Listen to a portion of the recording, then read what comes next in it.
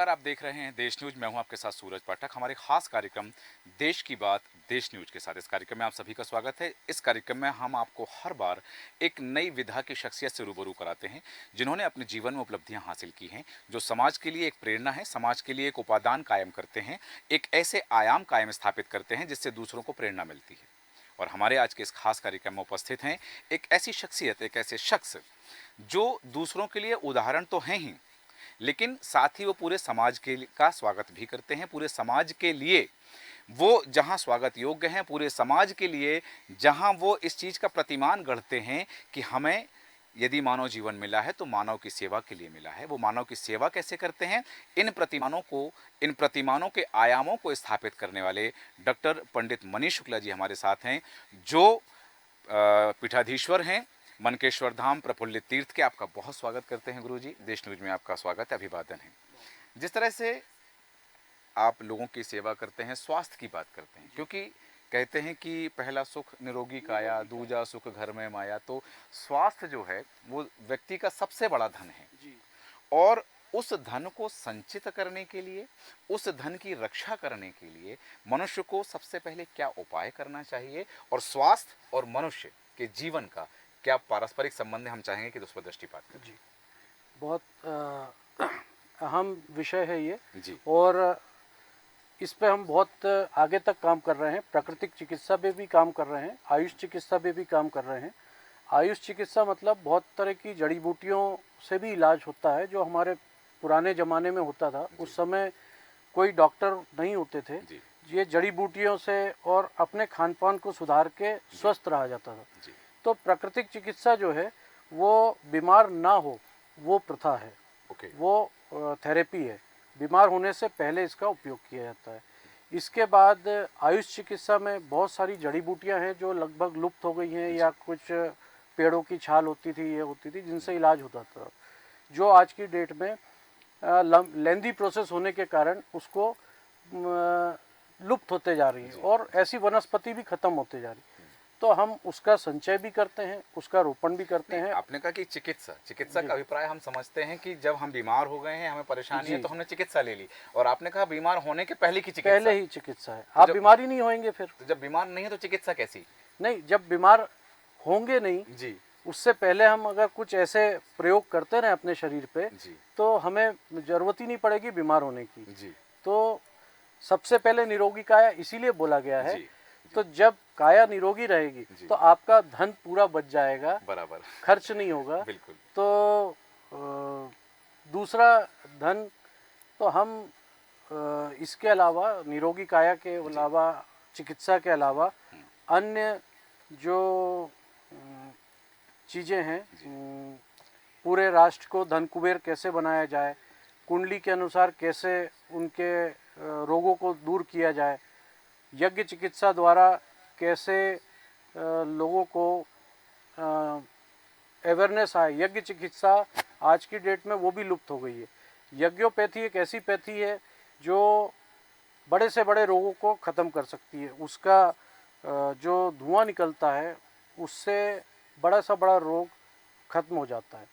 तो इसके ऊपर हम बहुत काम कर रहे हैं आज की डेट में, और बहुत सारी चीज़ें, बहुत सारी शक्तियां जो हमारे साथ काम कर रही हैं, जो अदृश्य हैं, वो भी इसके ऊपर। यज्ञोपैथी कही, जी, यज्ञ में हम आहुति देते हैं, जी, इसे हम धर्म से, कर्मकांड से जोड़ कर देते जी। हैं। सबसे पहले चीज़ कि ये स्वास्थ्य के लिए है, इसकी उपादेयता और उपयोगिता क्या है। दूसरी बात, यज्ञ की आपने बात कही, तो यज्ञ में जब हम अगर तगर का इस्तेमाल करते जी, हैं, गाय के दूध से बने हुए घी का इस्तेमाल करते जी, हैं, तो वो स्वास्थ्य के लिए लाभदायक हो सकता है। जी, वर्तमान में जो सामग्रियां हमें उपलब्ध होती हैं जी, वो कितनी शुद्ध हैं, इसकी हमें कोई गारंटी नहीं होती जी, है। तो जी। उनका हवन किया जाना स्वास्थ्य के लिए लाभदायक है, हानिकारक है? नहीं, अगर उसको जैसे हम जो करते हैं, हमारे यहाँ के रोपण की हुई सामग्री से करते हैं, तो वो शुद्धता है उसमें, और थोड़ा सा प्रयास किया जाए तो काफ़ी शुद्ध चीज़ें मिल जाती हैं। क्योंकि जो बहुत सस्ती चीज़ है उसमें डुप्लीकेसी या उसमें गड़बड़ नहीं होती है। हवन में घी अवश्य लगता है। हाँ, कई घी की फैक्ट्रियों पर छापा पड़ा तो वहाँ जी, पशु की चर्बी से बना हुआ घी मिला है, वो स्वास्थ्य के लिए कितना हानिकारक है? पूरा बहुत हानिकारक है। उसको तो उसके नीचे वो भी लिखते हैं हाँ नॉट ईटेबल। हाँ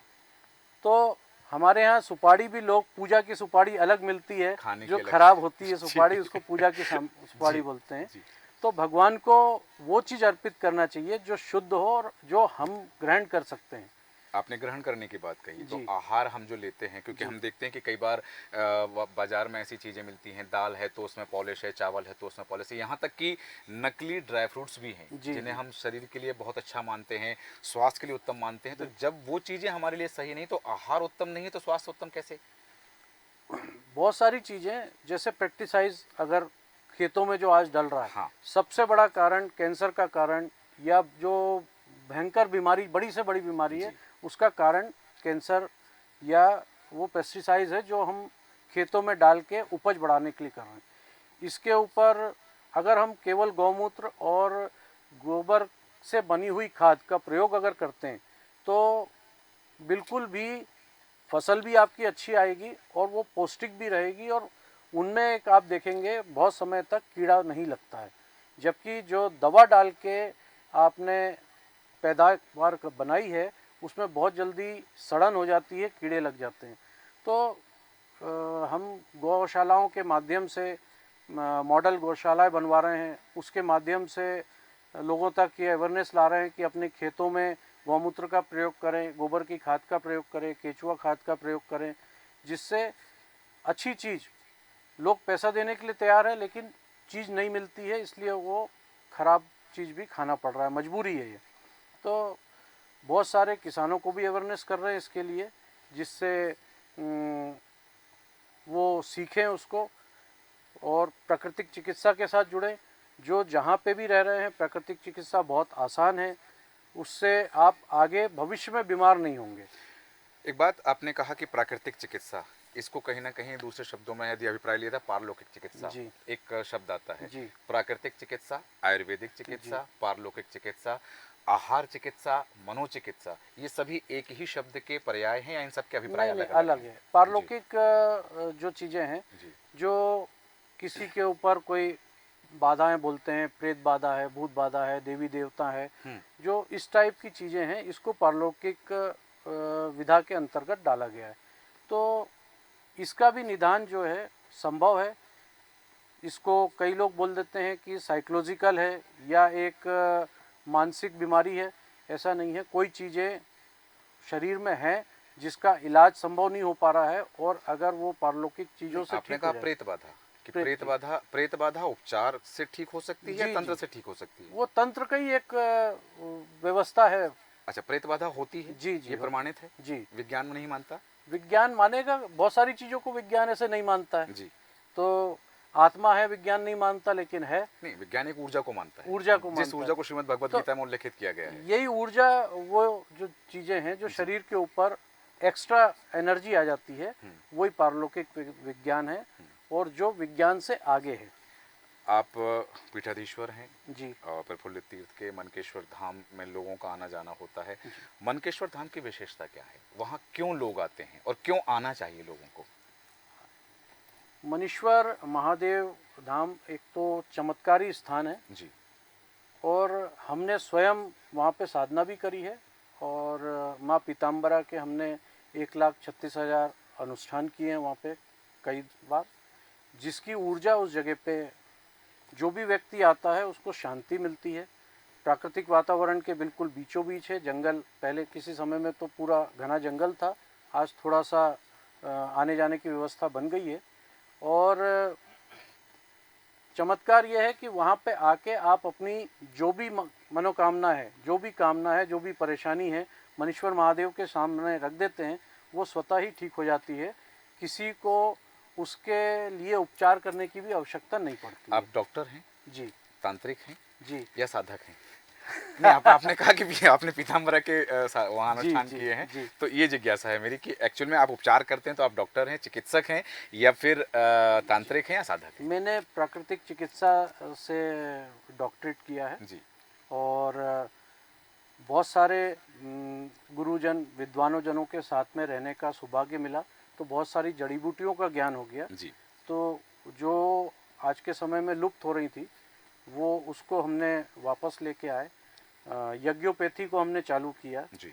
और जो पारलौकिक चीज़ों से लोगों को मुक्ति दिलाते हैं, ये शक्ति मनीश्वर महादेव ने स्वतः ही हमारे अंदर, हमने इसके लिए कोई तंत्र साधना नहीं करी। बहुत सुंदर। बहुत सारी साधनाएं होती हैं, लोग बोलते हैं तंत्र के लिए, जी। तो इसलिए मैं अपने आप को तांत्रिक नहीं बोलता हूँ। ओके। मैं एक माँ का साधक हूँ और मनीश्वर महादेव धाम का साधक हूँ। मेरा आशय दरअसल इस अभिप्राय में था कि आपने कहा कि किसी को प्रेत बाधा है जी। तो वो जो उपचार होता है वो तंत्र की प्रक्रिया से ही होता है और उससे वो उस बाधा से वो दूर हो जाता है। जी, जी। तो उसमें तो तंत्र का प्रयोग होता है, तब मेरा ये अभिप्राय था उस आशय में।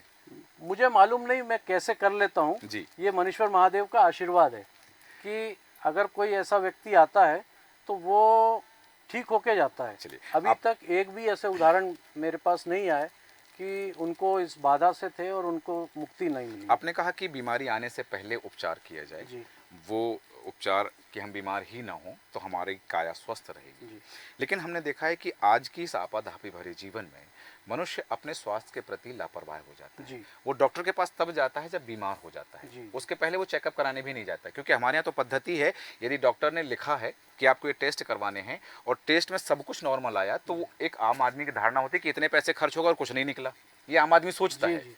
हालांकि दूसरी जगह हम देखते हैं कि लोग सोचते हैं कि चलो पैसे खर्च जरूर हुए लेकिन कुछ नहीं निकला, संतुष्ट हैं। जी, जी। हमारे यहाँ भारत में आदमी सोचता है कि इतने पैसे खर्च होगा, कुछ नहीं निकला। तो जब तक वो बीमार नहीं होता तब तक डॉक्टर के संतुष्ट पास नहीं। नहीं जाता। बिल्कुल। तो वो बीमार ना पड़े, आपने एक बात बताई जी, है, जी। लेकिन वो जागरूक कैसे हो अपने स्वास्थ्य के लिए, इसके लिए आप क्या करते हैं? अपने आहार को औषधि बना लें जी। और दूसरा प्रकृति से जुड़ जाएं। प्राकृतिक चिकित्सा मतलब प्रकृति से पूरी तरह से जुड़ जाएं। जी। बहुत सारी विधाओं में तो ये है कि अगर आप बुखार की बीमारी से ग्रस्त हैं तो आप कुछ वृक्ष ऐसे हैं जिनसे आप केवल लिपट जाएं तो आप कुछ समय में उस बीमारी से छूट सकते हैं। यदि बुखार है बुखार और है या वृक्ष से अन्य लिपट जाएंगे, बिल्कुल तो महाराज जी पैरासीटामोल बोलेंगे तो आप दुकान बंद करा दोगे। नहीं। अब ये उनके देखिए जी। आज हमारे हिंदुस्तान में या कहीं भी हाँ। लोग पैसा कमा काई के लिए रहे हैं कि बीमार होएंगे और उसका उपचार कर लेंगे। जी। उनकी सोच ही यही है कि हमारा पैकेज बड़ा हो, हाँ। जिससे बैंक बैलेंस इतना हो कि हम बीमार पड़े तो ठीक हो जाए। ठीक है। आप ऐसी भावना ही क्यों रखें? हाँ। आप अच्छा, पहले वृक्ष ही- से लिपटने में कितनी देर में बुखार दूर होता है? बहुत सारे प्रयोग हैं इसके। नीम के पेड़ के नीचे रहने से आपको ड्यूरेशन खुजली कितना की- लगता है समय? 1 दिन, 2 दिन, 3 दिन? हाँ, बस इतना ही। ये एक्चुअल में क्या है कि हम समय का अभाव लोगों के जी, पास। बात यही है कि यदि प्राकृतिक चिकित्सा, पारलौकिक चिकित्सा जिनकी आप बात कर रहे हैं, आयुर्वेदिक चिकित्सा की, ये एक समय लेती है। लोग चाहते हैं कि हमें त्वरित आराम मिले। और जैसे कि मैंने बताया कि एक उदाहरण दिया कि एक टैबलेट है और बहुत सारी टैबलेट्स में पैरासीटामोल होता है, तो बुखार आया, हमने वो टैबलेट्स खाई, हमें बॉडी में थोड़ा सा टेम्परेचर हमारा हाई हुआ और हम नॉर्मल हो गए आधा घंटे के समय में। जैसा कि आपने बताया कि 2 दिन 3 दिन भी लग सकते हैं। नीम के पेड़ के नीचे आप रहते हैं, वृक्ष से लिपटते हैं, तो ये चीज़ों का जो भेद है ये मनुष्य नहीं समझ पा रहा है। आपने पैसा कमाने में कितना समय लगाया? हाँ, एक लंबा अरसा ठीक लगा। है। हाँ उससे कम समय में स्वस्थ हो सकते हैं। जी। ठीक। अगर आप अपने शरीर को स्वस्थ रखेंगे तो ही आप पैसा और कमा पाएंगे। हाँ। और ये विचार ही आपके दिमाग से निकल जाना चाहिए कि हम पैसा कमा रहे हैं कि बीमारी से ठीक होने के लिए। जी। आप 100 में से 80 लोगों से पूछिए जो बड़े पैकेज पे काम कर रहे हैं, तो कई बार मैं अस्पतालों में मिलने जाता हूँ तो लोग बताते हैं कि मेरे पास पैसा था इसलिए मैं इस बीमारी से बच गया। ओके। ठीक। और मैंने 24 घंटे काम करा पैसा कमाने के। जी। अगर उस 24 घंटे में वो कुछ घंटे अपने शरीर के ऊपर देते, प्रकृति के साथ जुड़ के रहते, तो उनको अस्पताल जाने की जरूरत नहीं पड़ती। इसमें बड़ी बड़ी बीमारियों का इलाज भी है, कैंसर है या दूसरी और जो बड़ी बड़ी बीमारियां होती जी, हैं, सारे ब्लड कैंसर है। असाध्य रोगों को जड़ी बूटी द्वारा, यज्ञोपैथी द्वारा ठीक किया जा सकता है। ये 100% संभव है। चलिए, अब चूंकि समय की सीमा है, हालांकि ये विषय ऐसा जिस पे बहुत बृहद चर्चा विस्तार से हो सकती है, पर समय अनुमति नहीं देता है, तो इसलिए मैं चाहूँगा कि स्वास्थ्य की दिशा में, आहार की दिशा में और आयुर्वेदिक चिकित्सा, पारलौकिक चिकित्सा, आहार चिकित्सा के विषय में हमारे दर्शकों को आप ऐसी सारगर्भित जानकारी, ताकि व्यक्ति अधिक से अधिक स्वास्थ्य लाभ ले सके। देखिए, प्राकृतिक चिकित्सा से आप बीमार ना हो इसके लिए बहुत सारे विधाएं हैं। सुबह जल्दी उठना, रात को समय पे सोना। आपको अपनी बॉडी की जो वॉच है उसको सेट करना होगा कि सुबह जल्दी उठेंगे, रात को जल्दी सोएंगे, तो बहुत सारी बीमारी आपकी कम हो जाएगी। पानी कितना पीना चाहिए वो बहुत ज़रूरी है। सुबह खाली पेट लोग पानी पीते हैं, उससे शरीर में बहुत सारी बीमारियां अभी बढ़ जाती हैं। तो सुबह खाली पेट पानी ना पीने के जगह आप मूंग की दाल का पानी पीजिए, या कोई ऐसा रस तैयार कर लीजिए, काढ़ा बना लीजिए बहुत सारे, वो सबसे पहले पीजिए। तो आपको बहुत सारे गठिया बाय, कमर दर्द, अन्य तरह की बीमारी केवल इतने से प्रयोग से ही ठीक हो जाएगी। बिल्कुल, बहुत उत्तम बात आपने कही कि जो लाइफ की घड़ी है, जो बॉडी का घड़ी बॉडी है, वॉच है। बॉडी वॉच जो है, यदि हम उसे ठीक कर लेते हैं तो बहुत सारी बीमारियां तो हमारे निकट ही नहीं आएंगी। और यह जो आयुर्वेदिक चिकित्सा के नाम से जिसे हम जानते हैं, जिसे प्राकृतिक चिकित्सा भी कहते हैं, हालांकि जैसा कि गुरुजी ने बताया कि इस चिकित्सा में समय जरूर लगता है, लेकिन इससे स्वास्थ्य लाभ दीर्घकाल के लिए होता है। जो एलोपैथिक दवाइयां हैं वो स्वास्थ्य लाभ देती हैं कुछ समय के लिए, लेकिन आपको उन बीमारियों से हमेशा के लिए छुटकारा नहीं मिल सकता है जब तक आप उसका पूरा ट्रीटमेंट नहीं लेते, पूरा कोर्स नहीं करते। और यही कोर्स, जैसा कि गुरुजी ने बताया कि यज्ञ विधि है, एक यज्ञ का उपचार है। यज्ञ अभी तक धर्म कर्म कर्मकांड में सुना था, लेकिन वो उपचार की विधि है। ये जानकारी हमारे लिए बड़ी रोचक रही है। और जैसा कि गुरुजी ने बताया कि किन किन चीज़ों का पालन करना है, आप स्वास्थ्य का लाभ ले सकते हैं बहुत छोटे छोटे जीवन में प्रयोग करके। कि खाली पेट पानी पीना, सभी बताते हैं खाली पेट पानी पीना चाहिए, लेकिन गुरुजी ने कहा कि मूंग की दाल का पानी पिएं तो कुछ बीमारियों से छुटकारा मिल सकता है। जैसा कि मैंने पहले कहा कि समय की सीमा है, चर्चा को विराम देना होगा। हालांकि बिंदु ऐसा है, विषय ऐसा है जिस पर चर्चा कर सकते हैं। हमारे आज के खास कार्यक्रम में इतना ही। गुरुजी आपका बहुत धन्यवाद स्टूडियो आने के लिए, हमारे दर्शकों को सारा गर्भित जानकारी देने के लिए। कल फिर ऐसे ही कार्यक्रम में खास मेहमान के साथ होगी आपसे मुलाकात। आप बने रहें देश न्यूज के साथ। नमस्कार।